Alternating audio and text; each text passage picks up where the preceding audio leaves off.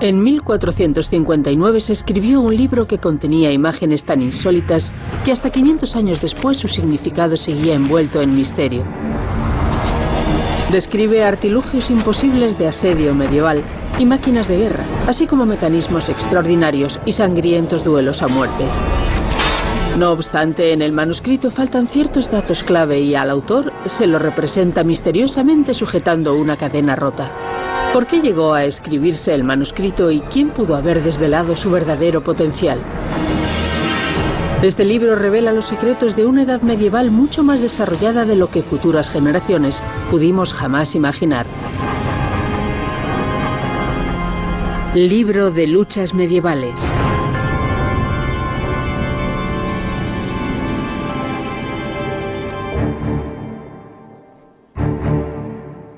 En la profundidad de los sótanos de la Biblioteca Real de Dinamarca descansaba un libro con más de 500 años de antigüedad. Sus tapas de cuero desgastado lucían una única inscripción: Talhofer, el enigmático maestro de lucha del medievo.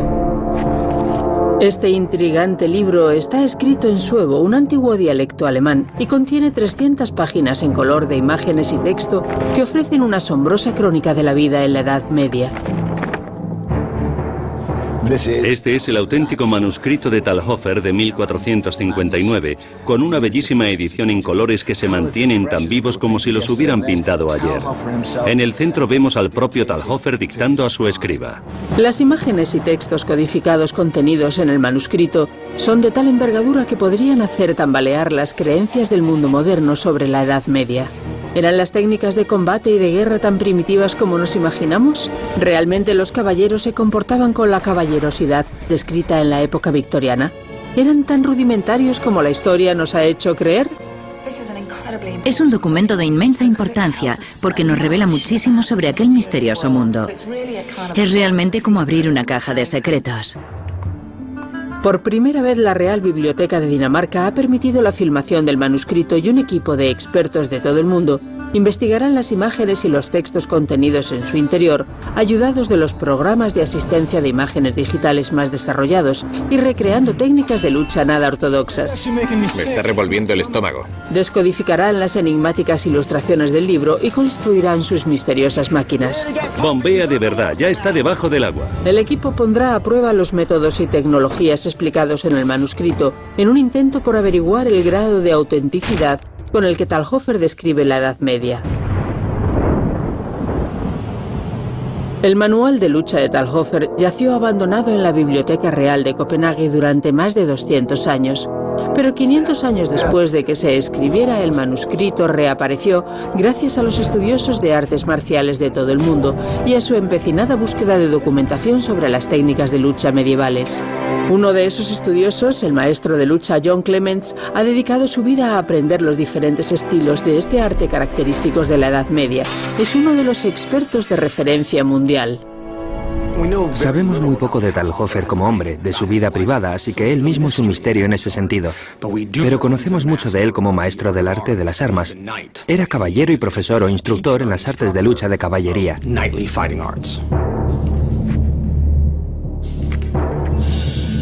Talhofer dedicó casi la mitad de su manuscrito al combate medieval, y dentro de sus páginas descubrimos numerosas viñetas dedicadas al intrigante y violento mundo de las justas. Se identifican claramente por el área marcada en la que los combatientes deberían enfrentarse. Muchas de las viñetas del manuscrito se refieren a las peleas en las justas. Las justas eran una institución muy curiosa.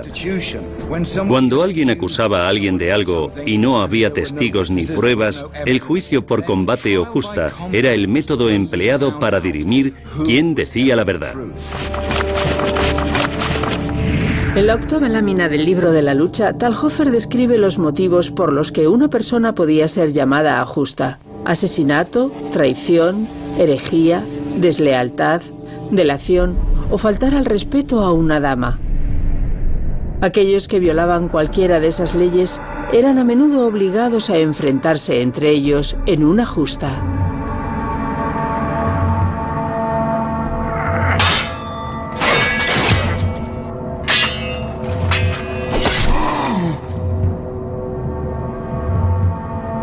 Ilustrada en el manuscrito de Talhofer, hallamos una sangrienta descripción de la población medieval encerrada en estos recintos para justas, dando violenta cuenta de sus oponentes con un letal surtido de armas, entre las que se encontraban una originalmente concebida para la defensa que había sido modificada para el ataque. Aaron Painberg conoce perfectamente las ventajas que presenta un escudo frente al enemigo. Soy agente de los SWAT en Appleton, Wisconsin. Llevo un escudo antibalas delante de mí como una de mis obligaciones. Mi escudo y este escudo tienen muchas cosas en común en cuanto a que obstaculizan la visión, tu capacidad de ver al enemigo. Si no puedes ver a tu enemigo, no puedes matarlo. Cuando se utiliza un escudo es esencial saber que habrá momentos en que tengas que renunciar a esa protección, a esa defensa para poder ver a tu contrincante. Según el manuscrito de Talhofer, este inmenso escudo con puntas o pavise tendría sus orígenes en el siglo XII, cuando los escudos aún eran aceptados como arma para los duelos entre las clases bajas no nobles. Sus afiladas puntas y los ganchos como guadañas eran utilizados con efecto devastador, según el manuscrito de Talhofer. John y Aaron van a tratar de demostrar si efectivamente estos escudos podían utilizarse como afirma el maestro. Vamos a probar estas armas, a ver cómo funcionaban, cómo se movían, a ver si las viñetas de Talhofer nos sirven para reconstruirlas físicamente y aplicar nuestros conocimientos sobre las artes de lucha que él describe.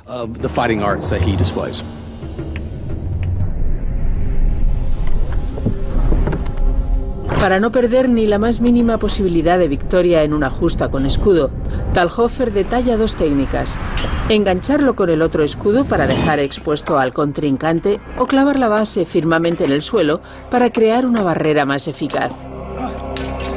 Ahora veo lo que estás haciendo. Y mira qué rápido bloqueaban. Es cierto, creía que iba a poder bloquear y empujar. Se planta el escudo y se pelea a su alrededor, empleándolo como barrera entre mi enemigo y yo. Es muy rápido. Se ven los huecos porque los huecos se crean entre los dos escudos. Era tal la eficacia de los escudos como arma ofensiva que ni siquiera se requería de una espada para acabar con el enemigo y salir victorioso de la justa. Puedo afirmar que las técnicas descritas por el manuscrito de Talhofer se aplican y funcionan.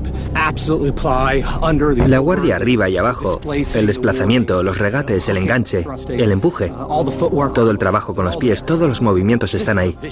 Es un tipo de lucha a muerte y cruel por el que ahora siento mucho más respeto. Aunque no era habitual ver luchadores peleando solo con escudos, no es una imagen extraña en cambio en el manuscrito de Talhofer. Otra serie de viñetas, relacionada también con las justas, redefine la batalla entre los sexos. Esta sensación del manuscrito incluye una batalla entre un hombre y una mujer, un tipo de duelo o disputa que tenía que librarse a vida o muerte. Es la primera aparición de un duelo hombre-mujer en un libro de lucha. Esta imagen de una mujer luchando contra un hombre dista mucho de la típica imagen de la mujer medieval, ajena por completo al violento mundo de los hombres. Las mujeres medievales tenían mucho más poder del que se les ha atribuido hasta ahora, sobre todo durante el siglo XIV. Fueron conquistando parcelas de poder hasta dirigir negocios y cosas por el estilo. En el Renacimiento fue cuando su situación empeoró y pasaron a desempeñar un papel más pasivo e inactivo. Las pruebas contenidas en el manuscrito sugieren que en algunos casos las mujeres estaban autorizadas para enfrentarse en justa con los hombres. Es una imagen realmente difícil de descifrar, porque la mujer de aquella época es una mujer muy fuerte. Prueba de ello es que eran ellas las que se quedaban a cargo de los castillos cuando sus hombres se iban a la guerra. Se da por hecho que fue así, pero pregúntense por los motivos legales que podrían justificarlo. Hombres y mujeres podían verse obligados a enfrentarse por un sinfín de motivos, relacionados con la propiedad, las herencias, las calumnias. Es un combate ritual, un asunto semirreligioso. Y sabían que solo uno de ellos podía salir vivo. Pero más intrigante aún que las justas libradas a muerte son algunas de las interpretaciones del texto, que implicarían que los contrincantes podrían ser, además, marido y mujer. Una recreación del duelo podría aclarar mucho por qué la pareja se vería obligada a discutir de tal insólita manera. Sería muy interesante reconstruir una de esas justas, a modo de experimento arqueológico viviente, para averiguar ciertas cosas sobre los factores físicos de los movimientos y las técnicas de lucha, y sobre los factores mentales y emocionales de los contrincantes. El hueco y el arma cumplían muchas funciones. Primero, compensaban las desigualdades entre contrincantes de distinto sexo y segundo, como con los escudos de justa, las armas eran consideradas dignas para los plebeyos. A ella le daban una piedra envuelta en una tela que utilizaba a modo de mayal. No era un arma masculina ni de guerra, tampoco un arma de autodefensa. Más bien se trataba de que la utilizara con intención letal, golpeándose el cráneo.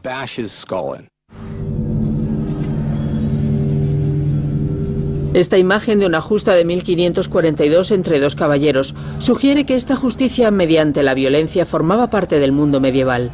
Según el manuscrito de Talhofer, en Suiza, ya en 1228, se produjo un caso de desafío de una mujer a un hombre con los mismos violentos medios.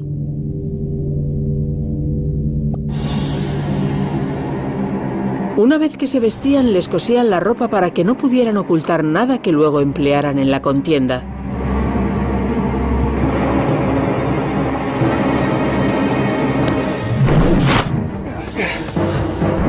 A veces incluso la ropa era de cuero y estaba tratada con aceite para que fuera resbaladiza y los golpes no letales resultaran ineficaces, de modo que solo un golpe letal definiera el combate ritual.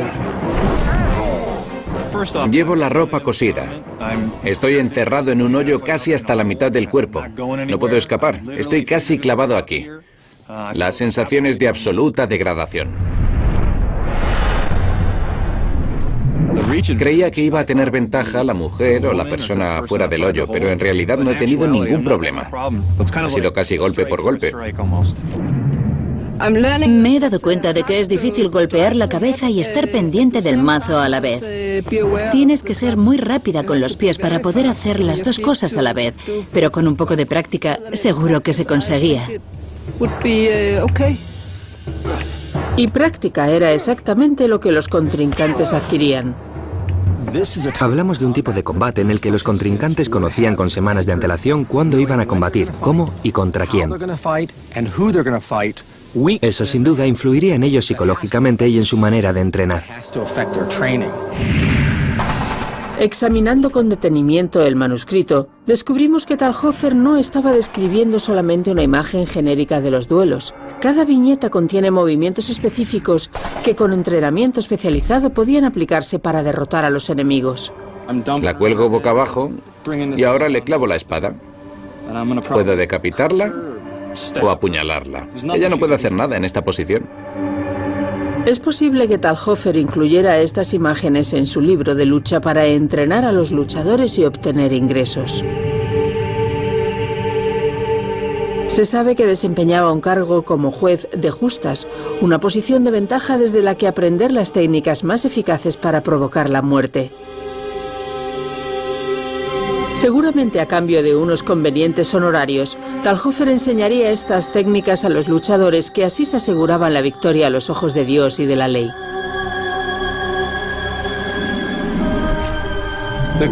Las conclusiones a las que podemos llegar provisionalmente sobre este tipo de duelos es que eran feroces. Estaban concebidos para que el resultado fuera decisivo. Así era el mundo en que vivían, una época violenta en un mundo violento. Pero la visión de Talhofer iba más allá del restrictivo círculo de las justas. No satisfecho con narrar con macabro detalle sus conocimientos de experto en este campo, volvió su atención a las máquinas concebidas para la guerra.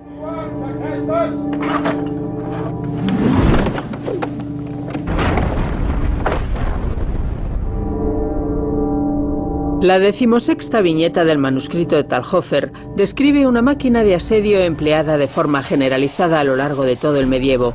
Se trata de un trabuquete enorme con el que arrojar proyectiles y destruir ciudades y fuertes.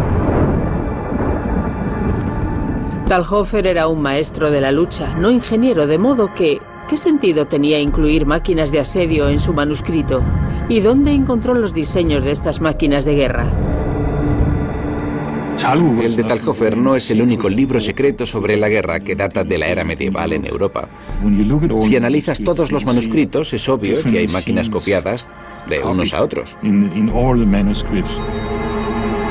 Las ilustraciones del manual de lucha de Talhofer fueron extraídas del de Konrad Kaiser de 1405, Bellifortis. Y Peter Bemin cree saber por qué Talhofer quiso incluirlas en su manuscrito. Las veo como si compusieran un currículum o algo así. El escritor o el ingeniero quería presentar sus inventos ante un rey o lo que fuera para conseguir trabajo. Tan sencillo como eso. Las máquinas de asedio podían cambiar las tornas de la guerra y resultaban de vital importancia para las facciones de soldados que atacaban los castillos y ciudades fortificadas que cubrían el paisaje medieval. Las máquinas del manuscrito de Talhofer podían proporcionar la clave que garantizase la victoria en aquella época convulsa por las guerras. El manual es, de hecho, un catálogo de armamento medieval. Talhofer vivió en la época conocida como del Sacro Imperio Romano, que por el nombre podría llevarnos a pensar en un bloque consolidado, pero en realidad eran tribus guerreras, reinos en constante enfrentamiento y cuyos habitantes estaban permanentemente arrojándose al cuello de sus vecinos, al contrario que el Imperio Romano original, en el que existía una fuerza militar centralizada contra la que cada uno tenía que enfrentarse por sí solo. Y en esta tierra devastada por las contiendas, los hombres que acreditasen conocimientos en máquinas de asedio serían seguro los más solicitados por los patrones más poderosos y adinerados. Pero Talhofer no se conformó con reivindicar su dominio en los mecanismos de asedio comunes. Sus ambiciones le llevaron a presentar diseños aún más osados en su catálogo de armas. Ninguna máquina era lo suficientemente revolucionaria para su visionaria mente. El libro contiene muchas máquinas y muy interesantes, pero este es uno de sus diseños más ambiciosos. El texto suevo, que encabeza la imagen, traducido, dice lo siguiente: deben fabricarse 2 vagones de esta forma, vistos desde abajo. Desde aquí, dentro de los vagones, los soldados combatirán al ejército enemigo con armas y lanzas. El exterior de la máquina está blindado. En 2 dimensiones la máquina es difícil de imaginar, pero una vez recreada en 3 dimensiones el misterio queda desvelado.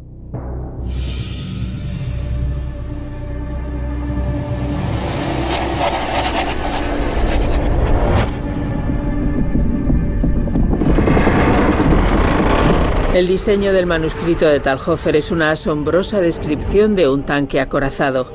La mención del blindaje en el texto se refiere a una armadura de planchas, pero ¿cómo sería posible mover un vehículo con protecciones tan pesadas?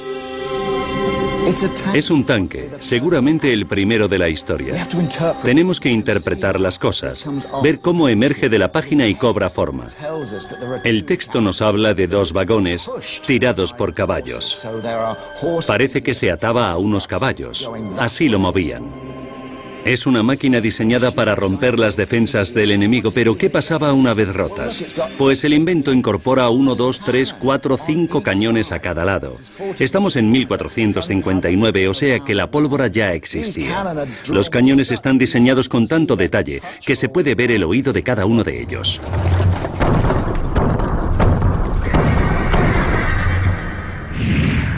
Una réplica del cañón medieval similar a la del manual de Talhofer ha sido reconstruida por los expertos daneses.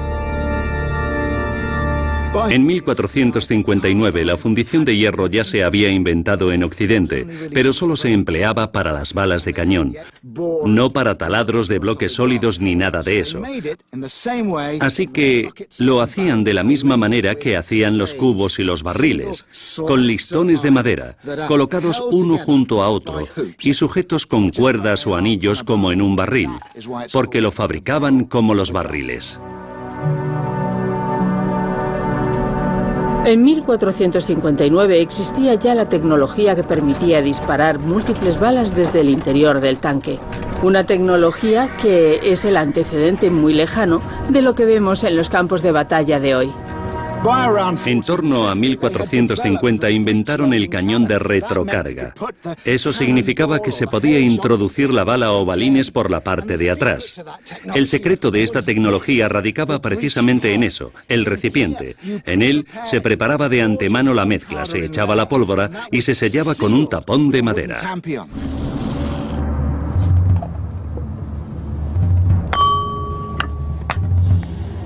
La tecnología de retrocarga permitía a los soldados de artillería disparar 2 o 3 ráfagas por minuto, pero ¿cuál era el verdadero alcance de los daños producidos por estos cañones?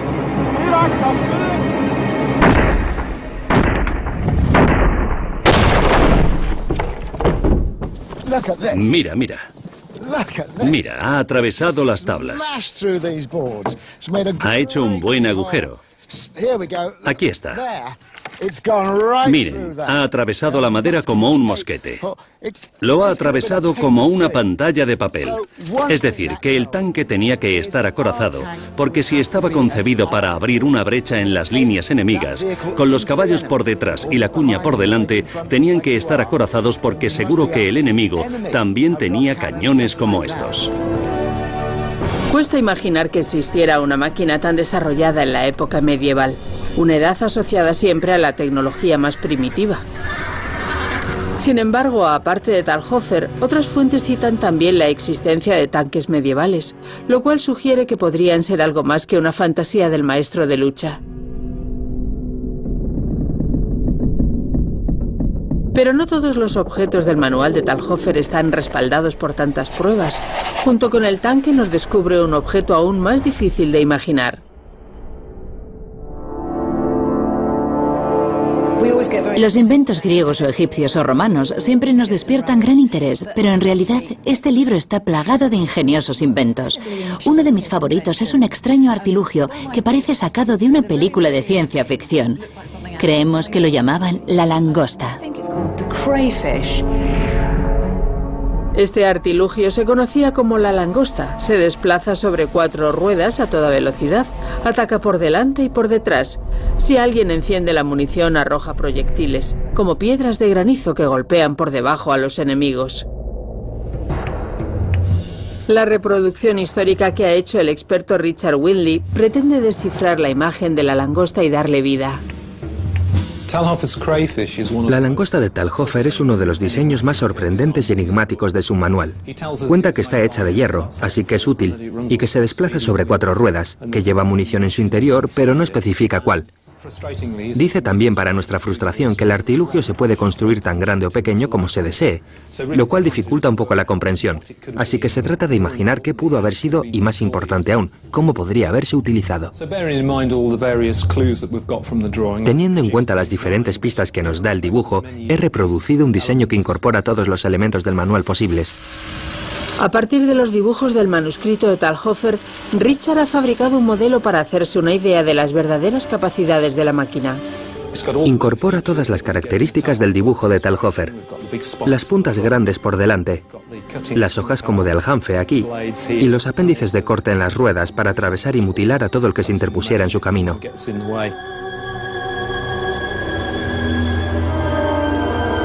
Richard ha demostrado que la langosta posee un diseño viable. Pero esto no responde al por qué o en qué ocasiones podría haberse utilizado.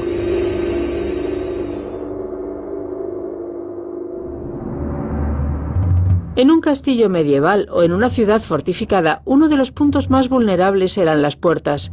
Por eso trataban de protegerlas a toda costa. Mike Loads cree que la langosta podría responder perfectamente a esta necesidad defensiva. Quizá las langostas se dispusieran en las entradas a los castillos o a las ciudades fortificadas. Las cuerdas necesarias para moverlas hacia adelante y hacia atrás irían por los canales del suelo de piedra. Sería muy eficaz. Unos hombres accionarían los tornos que les imprimirían movimiento de un lado a otro. Si hubiera, pongamos, 4, 5 o 6 langostas de un lado a otro, nadie podría atravesar la zona a caballo. ¿Quién iba a atreverse a hacerlo?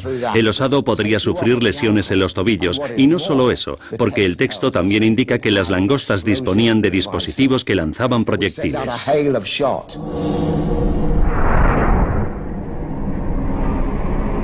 El diseño de la langosta le pareció suficientemente ingenioso a Talhofer para incluirlo en su manual. Gracias al trabajo realizado por todo el equipo de investigación, hoy podemos ver en un gráfico realizado por ordenador el aspecto real que el aparato tendría y su modo de funcionamiento en defensa de las fortalezas.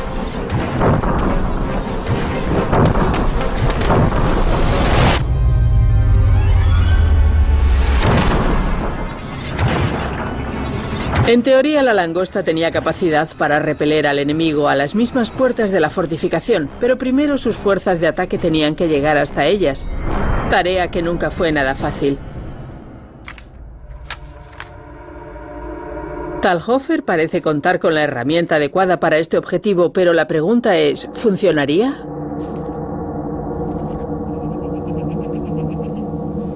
Existen numerosas maneras de tomar un castillo o una fortificación. Cavar túneles por debajo, minarlo. Se pueden escalar las paredes, acercando escaleras y torres de asedio y subiéndose a ellas para llegar a la parte de arriba, o se puede simplemente echar las puertas abajo volándolas. Pero ¿cómo se llega con la bomba hasta la puerta? Bueno, una forma consiste en que un hombre como Jamie, en este caso, protegido con su armadura, la lleve hasta la puerta, pero una vez allí habría arqueros disparando desde arriba. La potencia de un arco de guerra accionado a corta distancia contra la armadura de un caballero podía ser letal si penetraba por ciertos lugares. Si el arquero poseía la maestría suficiente, sabría encontrar las uniones de las partes de hierro y matar al hombre en su interior.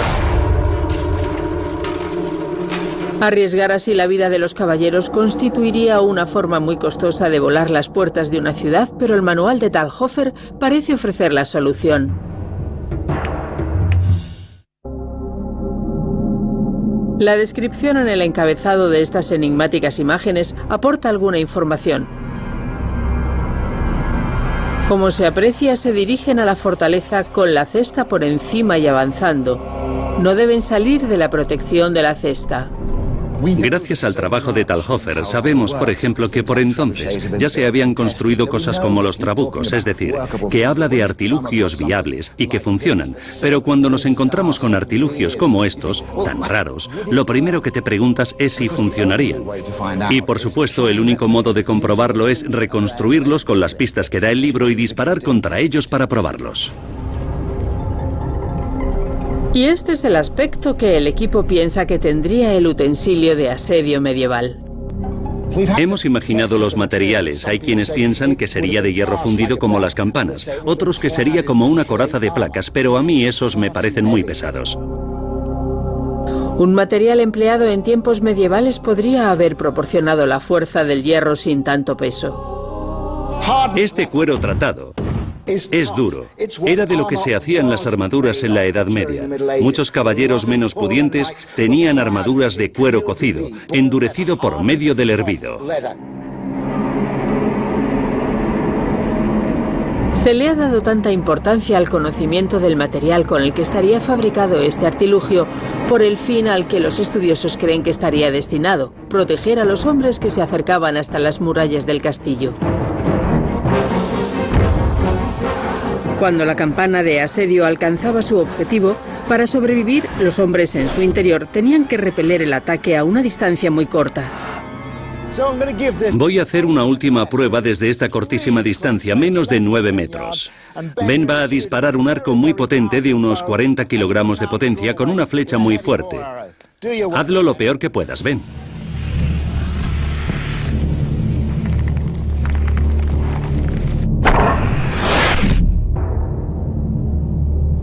Creía que lo atravesaría, pero no lo ha hecho. Lo ha pinchado, sí, pero no lo ha atravesado. Seguramente alguno de los hombres que fueran dentro estaría herido, pero en absoluto muerto. Tiene un poder de bloqueo increíble. Creo que si aumentáramos el doble su espesor, tendríamos una herramienta con auténtica capacidad defensiva.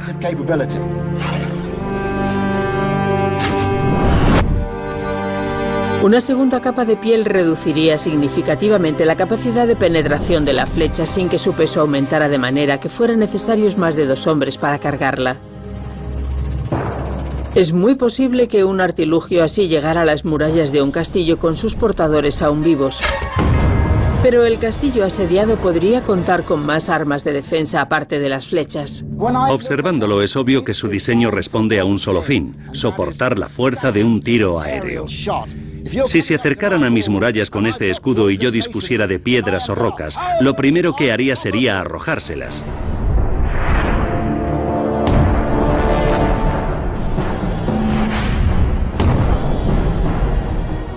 Gracias a la resistente estructura y a la conveniente forma de bóveda apuntada en el centro, mantendría a salvo las cabezas de los ocupantes.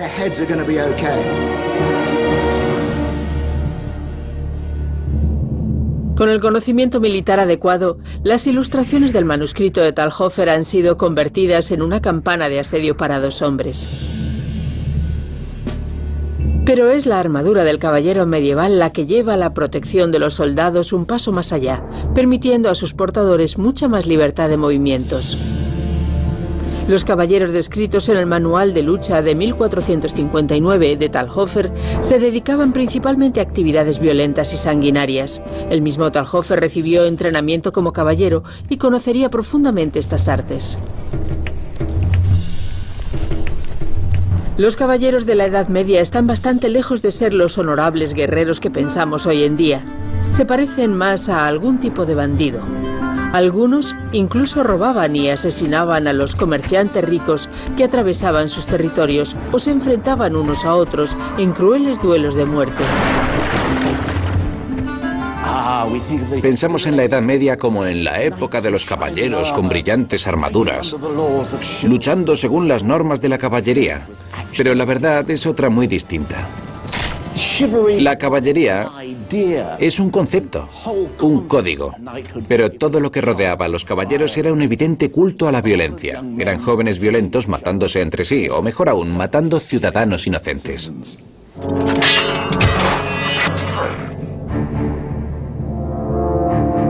Dada la cantidad de viñetas del manuscrito de Talhofer que están dedicadas a los caballeros, parece obvio que el maestro de lucha estaba considerando este público para venderle sus servicios, en particular a los más adinerados, ya que las armaduras eran caras. El término empleado para designar las armaduras en la Edad Media era arnés, y si nos fijamos veremos que eran así, como arneses. Están compuestas de varias partes que van unidas unas a otras como un traje a medida. Todo lo que no se adaptara perfectamente pincharía y rozaría. No hay que olvidar que hablamos de unos 30 kilogramos de metal alrededor del cuerpo. Pero el peso se distribuía uniformemente y gran parte de su potencial precisamente radicaba en la forma. Estas zonas son resbaladizas. Las espadas resbalarían al impactar. Las curvas proporcionaban a estas finas planchas una fuerza de tensión increíble.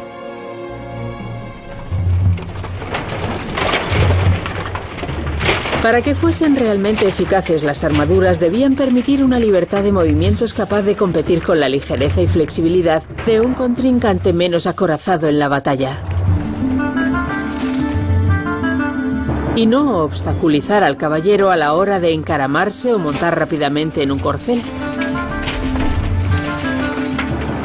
Pero el diseño no podía comprometer su capacidad para proteger a su portador y debía soportar lo que era, quizás, la piedra angular de la metalurgia medieval, la espada larga. En muchas de sus descripciones de las técnicas de lucha, Talhofer habla de armas de enorme eficacia letal. La maestría del artesano con la que se fabricaban estas hojas las convirtieron en las armas más formidables de la Edad Media. Esto es una espada larga del manual de Talhofer. Está fabricada según una de las ilustraciones del manuscrito de 1459. Esta espada tiene el punto de equilibrio a 5 centímetros por delante de la guardia, lo que significa que la hoja puede rotar fácilmente tomando ese punto como eje. El tratamiento de calor de la hoja de la espada larga medieval era increíblemente sofisticado. Fabricaban hojas perfectamente afiladas que además mantenían la flexibilidad necesaria para su uso. Es sorprendente, un arte realmente evolucionado. El tratamiento de calor era un proceso en 2 partes. El enfriamiento, que endurece la hoja sin dejar de ser ligeramente moldeable, y a continuación el temple, un proceso que se realiza a menor temperatura, unos 200 grados, que volvía a dar flexibilidad a la espada. Pero a pesar de la tecnología aplicada a las hojas de las espadas medievales, seguían siendo inútiles ante la armadura de placas de acero de los caballeros. Ni con una hoja afilada de precisión histórica diseñada para luchar contra hombres con armadura podríamos herirle con el filo de la hoja. Por más fuerza que imprimamos, le demos donde le demos, el filo de la espada no puede cortar la armadura. Una sola viñeta del manual de lucha revela una técnica de espada larga para abatir caballeros casi olvidada por el mundo moderno. Un hombre sin armadura podría verse obligado a enfrentarse a un contrincante que sí la tuviera debido a las normas establecidas en las justas, o en el campo de batalla o en extramuros de la ciudad, mientras tratase de escapar de los caballeros ladrones. Talhofer nos describe la forma de luchar contra un caballero y abatirlo. Se trata de las técnicas de espada bastarda, destinadas a localizar ese punto en el visor, debajo del casco, donde queda expuesta la garganta, o junto a la rodilla, o bajo el brazo, donde por lo general estaría protegido por una cota de malla. Pero aún así la espada atravesaría. Esta técnica de espada bastarda podía incluso utilizarse contra enemigos sin armadura y radicaba en el hecho de que algunas hojas medievales no estaban afiladas en toda su longitud y podían bloquearse empleando determinadas técnicas de lucha. Una de ellas hacía completamente inservible la armadura del contrincante. La característica más interesante de esta espada es que no solo la hoja se puede emplear con fines ofensivos, también la guardia y la empuñadura, que están afiladas. Si se deseaba, se podían utilizar como un elemento activo más del arma.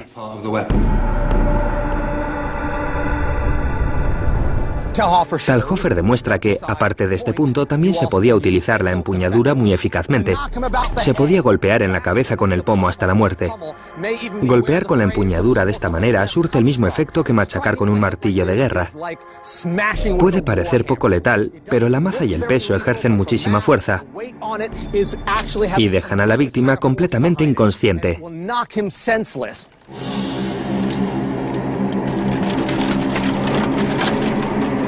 John Clements va a probar estas técnicas de espada bastarda contra un caballero con su armadura completa con el fin de comprobar su eficacia.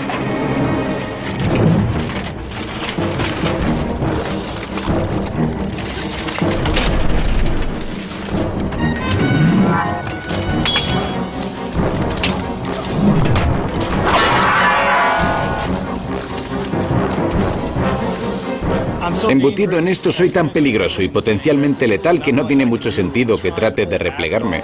Una vez que me golpea estoy vendido, porque la armadura pesa tanto que me hace caer por su propio peso.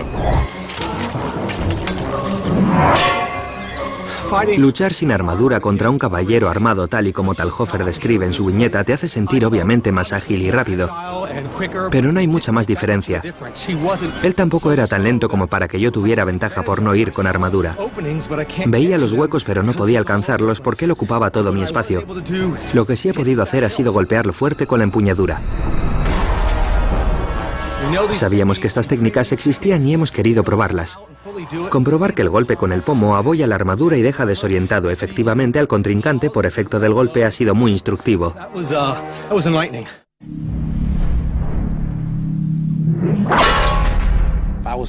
Me ha sorprendido bastante, la verdad, comprobar el potencial del golpe. Ver que me permitía dejarlo tocado. Hemos practicado mucho estos movimientos del manual de Talhofer. En esta viñeta se ve perfectamente la técnica. Un contrincante con armadura enfrentado a uno sin ella. Esta imagen es la prueba que certifica la técnica. A pesar de la brutalidad de las imágenes y el título, el manual de lucha de Talhofer no estaba exclusivamente dedicado a las artes marciales y de guerra. Dentro de sus páginas, encontramos también información sobre otros aspectos de la vida en el medievo como esta. Su finalidad, como la de muchas otras en el libro, es un misterio. Estas ilustraciones son extraordinarias. Esto es un hombre rana. Trajes de buceo en 1459.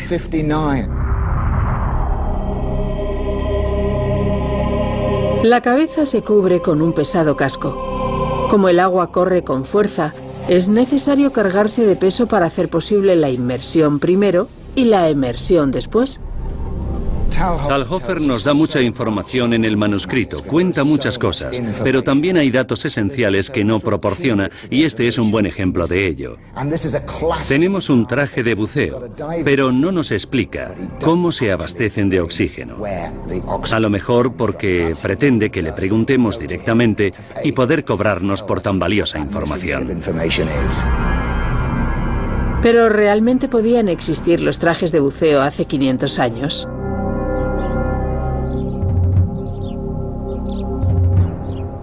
En el Centro de Estudios Medievales de Dinamarca, los historiadores han fabricado un traje de buceo a partir de las imágenes de otro libro del siglo XV. ¿Pero funcionaba de verdad esta tecnología? Este casco es ligeramente distinto al que se muestra en el manuscrito de Talhofer.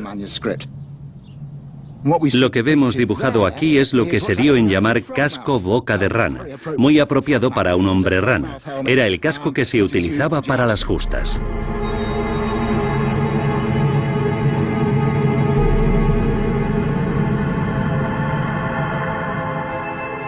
El factor clave es que necesitas un casco sólido para introducir el aire, es decir, que va a actuar como una campana de aire, una tecnología básica, la primera de su clase.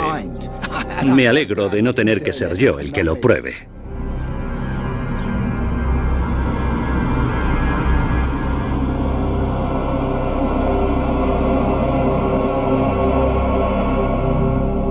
Aunque no nos revela el secreto respecto a cómo suministrar aire al buzo bajo el agua, lo más probable era que la tecnología necesaria se encontrase dentro de las páginas del libro.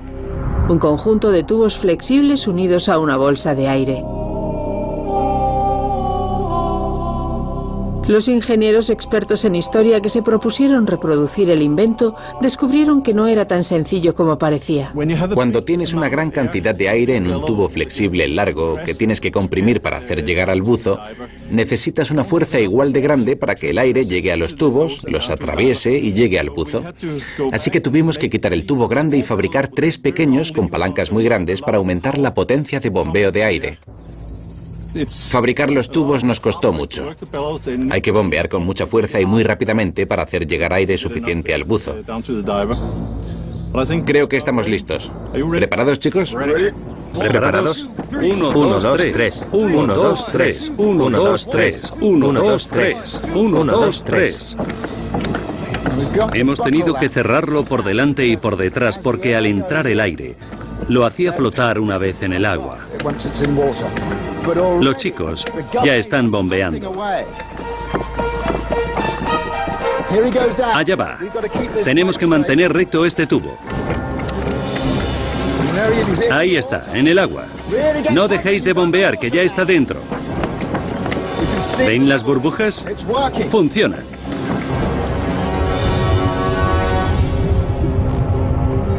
Es fantástico. Tengan en cuenta que hablamos de una tecnología que surgiría en torno al año 1400 y que funciona. Tenemos a un buzo en el agua y está respirando. Respira por esta tubería y gracias al bombeo de aire por los tubos. Increíble. La prueba que han visto ha durado 10 minutos. Pero en tiempos medievales, un buzo podría estar en el agua mientras hubiera hombres disponibles para bombear aire. Esta es la tecnología que puso al hombre en la luna. La idea de que los dispositivos mecánicos pueden compensar nuestras limitaciones biológicas. Buen trabajo, ¿qué tal todo? Bien, bien. No estás ni mojado. El agua ha llegado hasta aquí. No, ningún problema con eso. Tienes la cara seca, increíble. El traje de buzo es uno de los grandes avances del mundo medieval, y la versión descrita en el manuscrito de Talhofer parece ir un paso más allá que el traje puesto a prueba por el equipo de Dinamarca.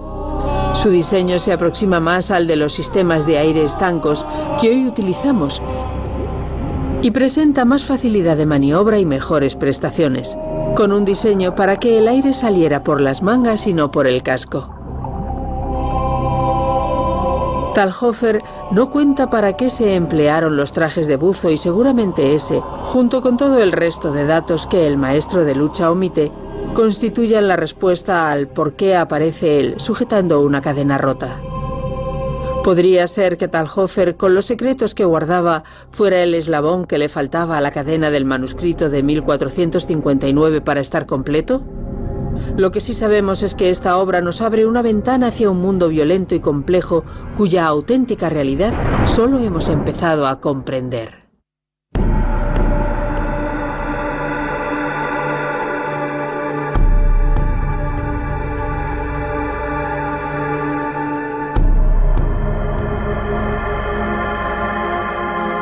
acabar con el enemigo y salir victorioso de la justa. Puedo afirmar que las técnicas descritas por el manuscrito de Talhofer se aplican y funcionan. La guardia arriba y abajo, el desplazamiento, los regates, el enganche, el empuje, todo el trabajo con los pies, todos los movimientos están ahí. Es un tipo de lucha a muerte y cruel por el que ahora siento mucho más respeto. Aunque no era habitual ver luchadores peleando solo con escudos, no es una imagen extraña en cambio en el manuscrito de Talhofer. Otra serie de viñetas, relacionada también con las justas, redefine la batalla entre los sexos. Esta sensación del manuscrito incluye una batalla entre un hombre y una mujer, un tipo de duelo o disputa que tenía que librarse a vida o muerte. Es la primera aparición de un duelo hombre-mujer en un libro de lucha. Esta imagen de una mujer luchando contra un hombre dista mucho de la típica imagen de la mujer medieval, ajena por completo al violento mundo de los hombres. Las mujeres medievales tenían mucho más poder del que se les ha atribuido hasta ahora, sobre todo durante el siglo XIV. Fueron conquistando parcelas de poder hasta dirigir negocios y cosas por el estilo. En el Renacimiento fue cuando su situación empeoró y pasaron a desempeñar un papel más pasivo e inactivo. Las pruebas contenidas en el manuscrito sugieren que en algunos casos las mujeres estaban autorizadas para enfrentarse en justa con los hombres. Es una imagen realmente difícil de descifrar, porque la mujer de aquella época es una mujer muy fuerte. Prueba de ello es que eran ellas las que se quedaban a cargo de los castillos cuando sus hombres se iban a la guerra. Se da por hecho que fue así, pero pregúntense por los motivos legales que podrían justificarlo. Hombres y mujeres podían verse obligados a enfrentarse por un sinfín de motivos, relacionados con la propiedad, las herencias, las calumnias. Es un combate ritual, un asunto semirreligioso. Y sabían que solo uno de ellos podía salir vivo. Pero más intrigante aún que las justas libradas a muerte son algunas de las interpretaciones del texto, que implicarían que los contrincantes podrían ser, además, marido y mujer. Una recreación del duelo podría aclarar mucho por qué la pareja se vería obligada a discutir de tal insólita manera.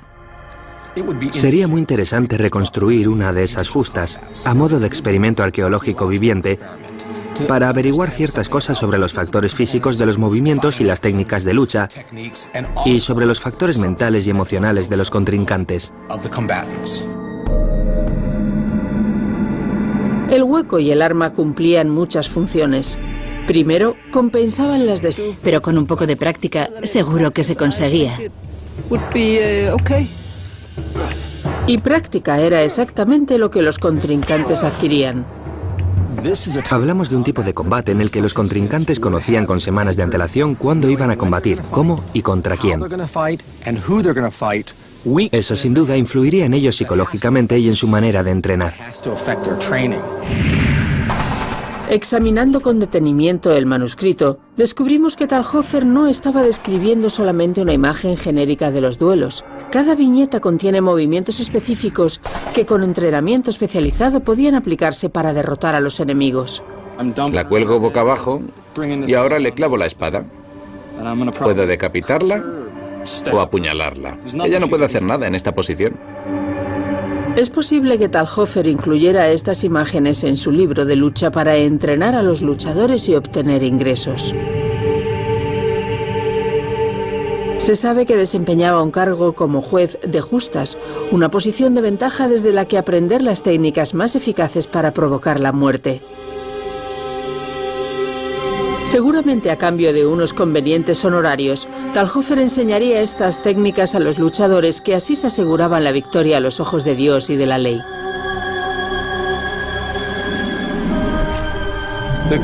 Las conclusiones a las que podemos llegar provisionalmente sobre este tipo de duelos es que eran feroces. Estaban concebidos para que el resultado fuera decisivo. Así era el mundo en que vivían, una época violenta en un mundo violento. Pero la visión de Talhofer iba más allá del restrictivo círculo de las justas. No satisfecho con narrar con macabro detalle sus conocimientos de experto en este campo, volvió su atención a las máquinas concebidas para la guerra.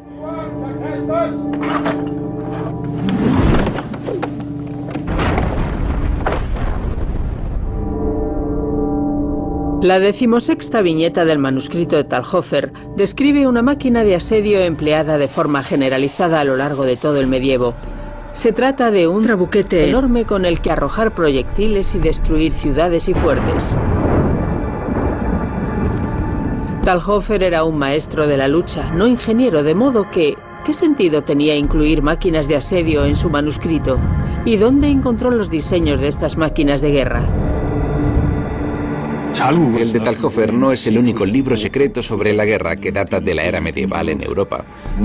Si analizas todos los manuscritos, es obvio que hay máquinas copiadas de unos a otros. Las ilustraciones del manual de lucha de Talhofer fueron extraídas del de Conrad Kaiser de 1405, Bellifortis. Y Peter Bemin cree saber por qué Talhofer quiso incluir como maestro de lucha del medievo.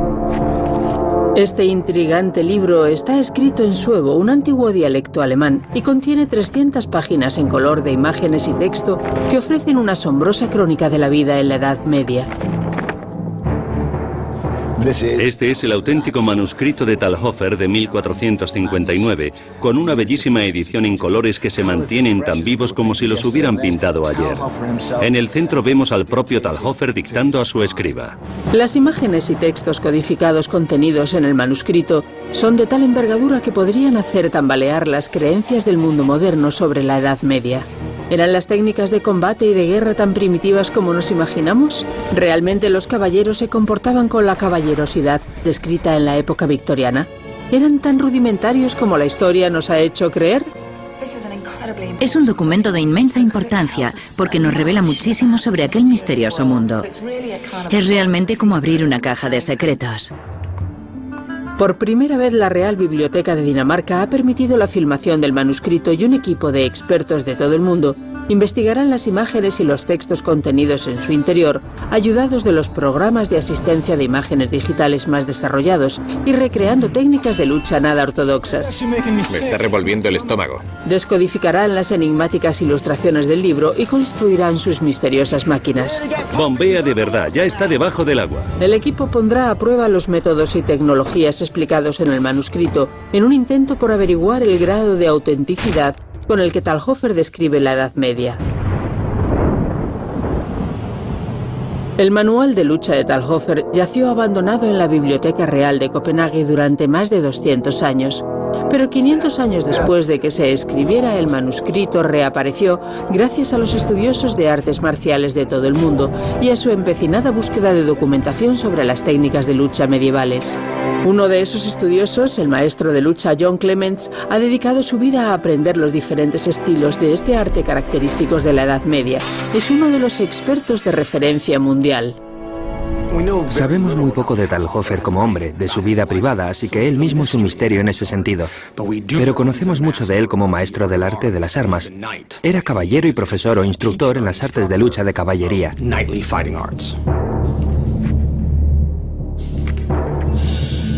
Talhofer dedicó casi la mitad de su manuscrito al combate medieval, y dentro de sus páginas descubrimos numerosas viñetas dedicadas al intrigante y violento mundo de las justas. Se identifican claramente por el área marcada en la que los combatientes deberían enfrentarse. Muchas de las viñetas del manuscrito se refieren a las peleas en las justas. Las justas podría sufrir lesiones en los tobillos, y no solo eso, porque el texto también indica que las langostas disponían de dispositivos que lanzaban proyectiles.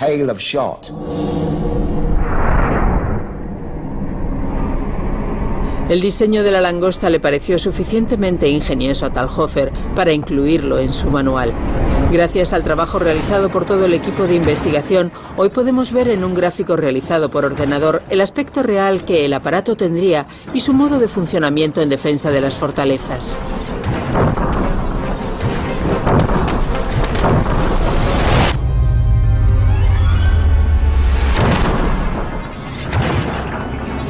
En teoría, la langosta tenía capacidad para repeler al enemigo a las mismas puertas de la fortificación, pero primero sus fuerzas de ataque tenían que llegar hasta ellas, tarea que nunca fue nada fácil. Talhofer parece contar con la herramienta adecuada para este objetivo, pero la pregunta es, ¿funcionaría? Existen numerosas maneras de tomar un castillo o una fortificación. Cavar túneles por debajo, minarlo. Se pueden escalar las paredes, acercando escaleras y torres de asedio y subiéndose a ellas para llegar a la parte de arriba, o se puede simplemente echar las puertas abajo volándolas. Pero ¿cómo se llega con la bomba hasta la puerta? Bueno, una forma consiste en que un hombre como Jamie, en este caso, protegido con su armadura, la lleve hasta la puerta, pero una vez allí habría arqueros disparando desde arriba. La potencia de un arco de guerra accionado a corta distancia contra la armadura de un caballero podía ser letal si penetraba por ciertos lugares. Si el arquero poseía la maestría suficiente, sabría encontrar las uniones de las partes de hierro y matar al hombre en su interior. Arriesgar así la vida de los caballeros constituiría una forma muy costosa de volar las puertas de una ciudad, pero el manual de Talhofer parece ofrecer la solución.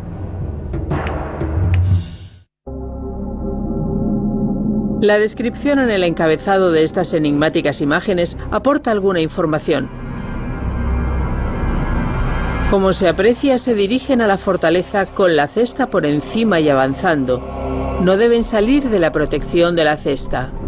Gracias al trabajo de Talhofer, sabemos, por ejemplo, que por entonces ya se habían construido cosas como los trabucos, es decir, que habla de artilugios viables y que funcionan. Pero cuando nos encontramos con artilugios como estos, tan raros, lo primero que te preguntas es si funcionarían. Y por supuesto, el único modo de comprobarlo es reconstruirlos con las pistas que da el libro y disparar contra ellos para probarlos. Y este es el aspecto que el equipo piensa que tendría el utensilio de asedio medieval. Cubre con un pesado casco. Como el agua corre con fuerza, es necesario cargarse de peso para hacer posible la inmersión primero y la emersión después. Talhofer nos da mucha información en el manuscrito, cuenta muchas cosas, pero también hay datos esenciales que no proporciona, y este es un buen ejemplo de ello. Tenemos un traje de buceo, pero no nos explica cómo se abastecen de oxígeno. A lo mejor porque pretende que le preguntemos directamente y poder cobrarnos por tan valiosa información. Pero ¿realmente podían existir los trajes de buceo hace 500 años?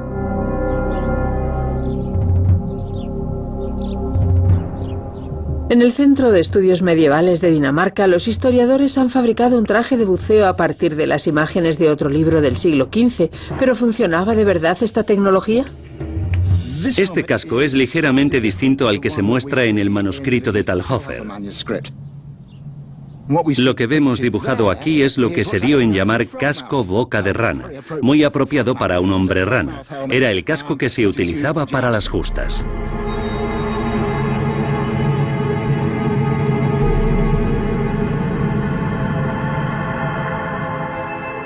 El factor clave es que necesitas un casco sólido para introducir el aire, es decir, que va a actuar como una campana de aire, una tecnología básica, la primera de su clase.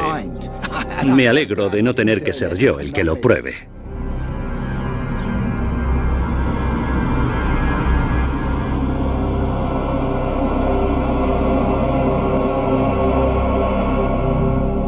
Aunque no nos revela el secreto respecto a cómo suministrar aire al buzo bajo el agua, lo más probable era que la tecnología necesaria se encontrase dentro de las páginas del libro. Un conjunto de tubos flexibles unidos a una bolsa de aire. Los ingenieros expertos en historia que se propusieron reproducir el invento descubrieron que no era tan sencillo como parecía. Cuando tienes una gran cantidad de aire en un tubo flexible largo que tienes que comprimir para hacer llegar al buzo, necesitas una fuerza igual de grande para que el aire llegue a los tubos, los atraviese y llegue al buzo. Así que tuvimos que quitar el tubo grande y fabricar 3 pequeños con palancas muy grandes para aumentar la potencia de bombeo de aire. Fabricar los tubos nos costó mucho. Hay que bombear con mucha fuerza y muy rápidamente para hacer llegar aire suficiente al buzo. Creo que estamos listos.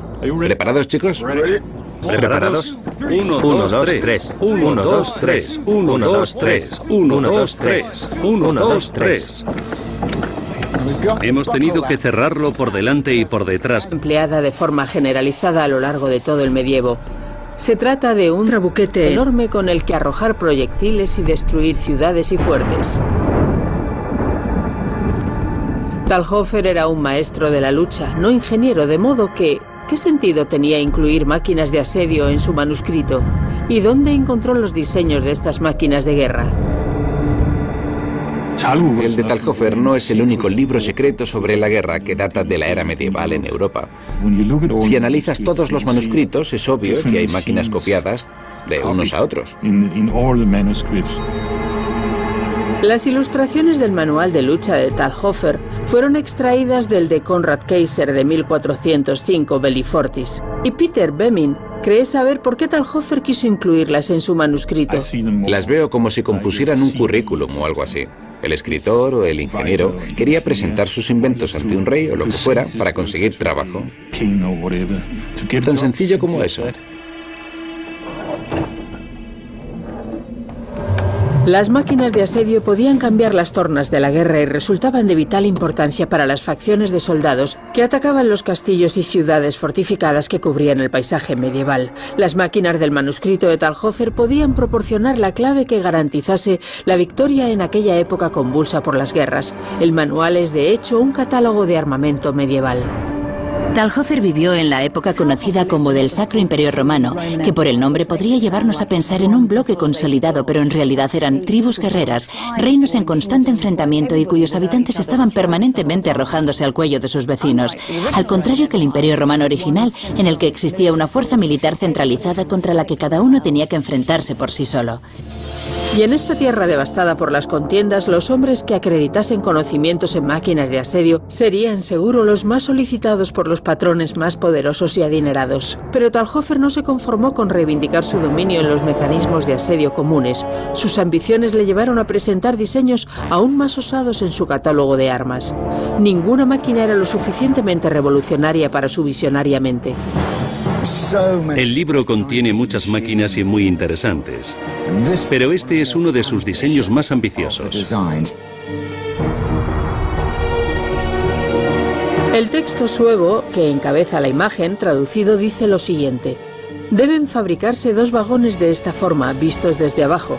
Desde aquí, dentro de los vagones, los soldados combatirán al ejército enemigo con armas y lanzas. El exterior de la máquina está blindado. En 2 dimensiones la máquina es difícil de imaginar, pero una vez recreada en 3 dimensiones el misterio queda desvelado.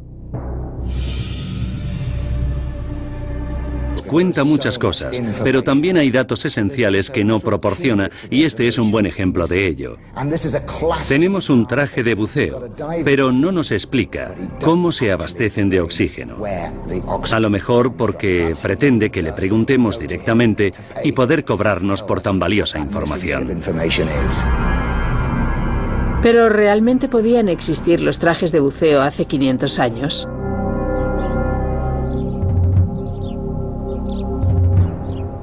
En el Centro de Estudios Medievales de Dinamarca, los historiadores han fabricado un traje de buceo a partir de las imágenes de otro libro del siglo XV. ¿Pero funcionaba de verdad esta tecnología? Este casco es ligeramente distinto al que se muestra en el manuscrito de Talhofer. Lo que vemos dibujado aquí es lo que se dio en llamar casco boca de rana, muy apropiado para un hombre rana. Era el casco que se utilizaba para las justas.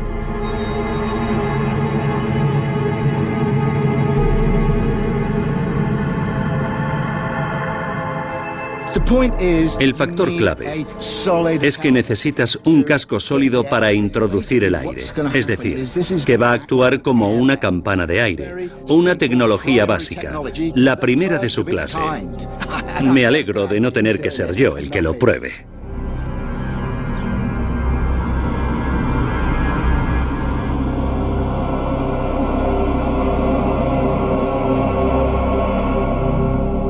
Aunque no nos revela el secreto respecto a cómo suministrar aire al buzo bajo el agua, lo más probable era que la tecnología necesaria se encontrase dentro de las páginas del libro. Un conjunto de tubos flexibles unidos a una bolsa de aire. Los ingenieros expertos en historia que se propusieron reproducir el invento descubrieron que no era tan sencillo como parecía. Cuando tienes una gran cantidad de aire en un tubo flexible largo que tienes que comprimir para hacer llegar al buzo, necesitas una fuerza igual de grande para que el aire llegue a los tubos, los atraviese y llegue al buzo. Así que tuvimos que quitar el tubo grande y fabricar 3 pequeños con palancas muy grandes para aumentar la potencia de bombeo de aire. Fabricar los tubos nos costó mucho. Hay que bombear con mucha fuerza y muy rápidamente para hacer llegar aire suficiente al buzo. Creo que estamos listos. ¿Preparados, chicos? ¿Preparados? 1, 2, 3. 1, 2, 3. 1, 2, 3. 1, 2, 3. 1, 2, 3. Hemos tenido que cerrarlo por delante y por detrás porque al entrar el aire lo hacía flotar una vez en el agua. Los chicos ya están bombeando. Allá va. Tenemos que mantener recto. El manuscrito sugieren que en algunos casos las mujeres estaban autorizadas para enfrentarse en justa con los hombres. Es una imagen realmente difícil de descifrar, porque la mujer de aquella época es una mujer muy fuerte. Prueba de ello es que eran ellas las que se quedaban a cargo de los castillos cuando sus hombres se iban a la guerra. Se da por hecho que fue así, pero pregúntense por los motivos legales que podrían justificarlo. Hombres y mujeres podían verse obligados a enfrentarse por un sinfín de motivos relacionados con la propiedad, las herencias, las calumnias. Es un combate ritual, un asunto semirreligioso, y sabían que solo uno de ellos podía salir vivo. Pero más intrigante aún que las justas libradas a muerte son algunas de las interpretaciones del texto, que implicarían que los contrincantes podrían ser además marido y mujer. Una recreación del duelo podría aclarar mucho por qué la pareja se vería obligada a discutir de tal insólita manera. Sería muy interesante reconstruir una de esas justas, a modo de experimento arqueológico viviente, para averiguar ciertas cosas sobre los factores físicos de los movimientos y las técnicas de lucha, y sobre los factores mentales y emocionales de los contrincantes. El hueco y el arma cumplían muchas funciones. Primero, compensaban las desigualdades entre contrincantes de distinto sexo y segundo, como con los escudos de justa, las armas eran consideradas dignas para los plebeyos. A ella le daban una piedra envuelta en una tela que utilizaba a modo de mayal. No era un arma masculina ni de guerra, tampoco un arma de autodefensa.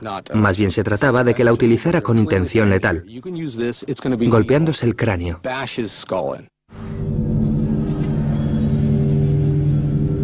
Esta imagen de una justa de 1542 entre 2 caballeros sugiere que esta justicia mediante la violencia formaba parte del mundo medieval. Según el manuscrito de Talhofer, en Suiza ya en 1228 se produjo un caso de desafío de una mujer a un hombre con los mismos violentos medios.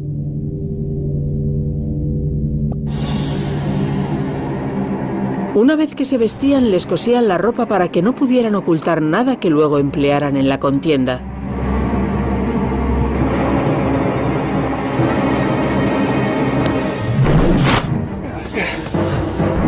A veces incluso la ropa era de cuero y estaba tratada con aceite para que fuera resbaladiza y los golpes no letales resultaran ineficaces, de modo que solo un golpe letal definiera el combate ritual.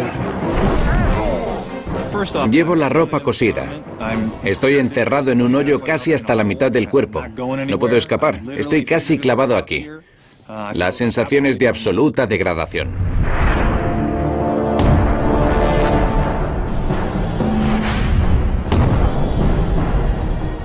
Gracias a la resistente estructura y a la conveniente forma de bóveda apuntada en el centro, mantendría a salvo las cabezas de los ocupantes.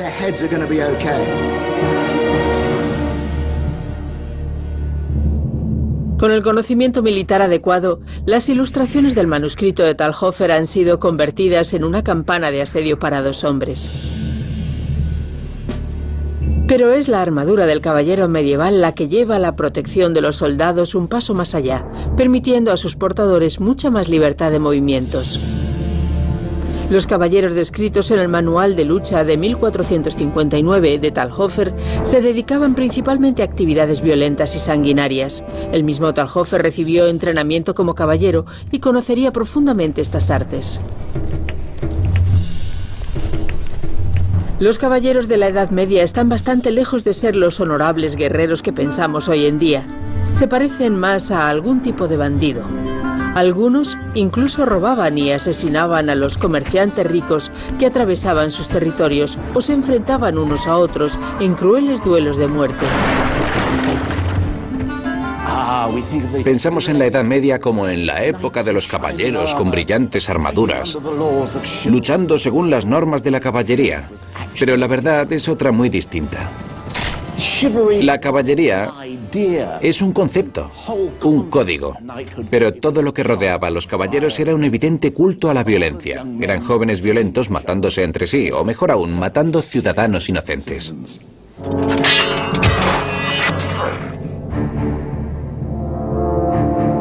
Dada la cantidad de viñetas del manuscrito de Talhofer que están dedicadas a los caballeros, parece obvio que el maestro de lucha estaba considerando este público para venderle sus servicios, en particular a los más adinerados, ya que las armaduras eran caras.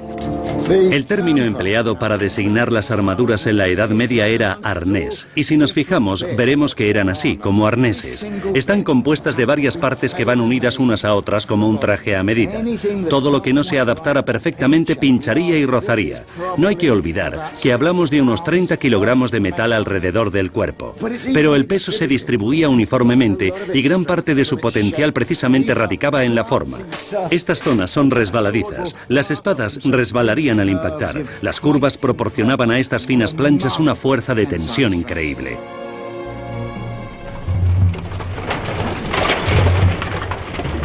Para que fuesen realmente eficaces, las armaduras debían permitir una libertad de movimientos capaz de competir con la ligereza y flexibilidad de un contrincante menos acorazado en la batalla. Buscando escaleras y torres de asedio y subiéndose a ellas para llegar a la parte de arriba, o se puede simplemente echar las puertas abajo volándolas. Pero ¿cómo se llega con la bomba hasta la puerta? Bueno, una forma consiste en que un hombre como Jamie, en este caso protegido con su armadura, la lleve hasta la puerta, pero una vez allí habría arqueros disparando desde arriba. La potencia de un arco de guerra accionado a corta distancia contra la armadura de un caballero podía ser letal si penetraba por ciertos lugares. Si el arquero poseía la maestría suficiente, sabría encontrar las uniones de las partes de hierro y matar al hombre en su interior. Arriesgar así la vida de los caballeros constituiría una forma muy costosa de volar las puertas de una ciudad, pero el manual de Talhofer parece ofrecer la solución. La descripción en el encabezado de estas enigmáticas imágenes aporta alguna información. Como se aprecia, se dirigen a la fortaleza con la cesta por encima y avanzando. No deben salir de la protección de la cesta. Gracias al trabajo de Talhofer sabemos, por ejemplo, que por entonces ya se habían construido cosas como los trabucos, es decir, que habla de artilugios viables y que funcionan. Pero cuando nos encontramos con artilugios como estos, tan raros, lo primero que te preguntas es si funcionarían. Y por supuesto, el único modo de comprobarlo es reconstruirlos con las pistas que da el libro y disparar contra ellos para probarlos. Y este es el aspecto que el equipo piensa que tendría el utensilio de asedio medieval. Hemos imaginado los materiales. Hay quienes piensan que sería de hierro fundido como las campanas, otros que sería como una coraza de placas, pero a mí esos me parecen muy pesados. Un material empleado en tiempos medievales podría haber proporcionado la fuerza del hierro sin tanto peso. Este cuero tratado es duro. Era de lo que se hacían las armaduras en la Edad Media. Muchos caballeros menos pudientes tenían armaduras de cuero cocido, endurecido por medio del hervido. Se le ha dado tanta importancia al conocimiento del material con el que estaría fabricado este artilugio por el fin al que los estudiosos creen que estaría destinado: proteger a los hombres que se acercaban hasta las murallas del castillo. Cuando la campana de asedio alcanzaba su objetivo, para sobrevivir, los hombres en su interior tenían que repeler el ataque a una distancia muy corta. Voy a hacer una última prueba desde esta cortísima distancia, menos de 9 metros. Ben va a disparar un arco muy potente de unos 40 kilogramos de potencia con una flecha muy fuerte. Hazlo lo peor que puedas, Ben.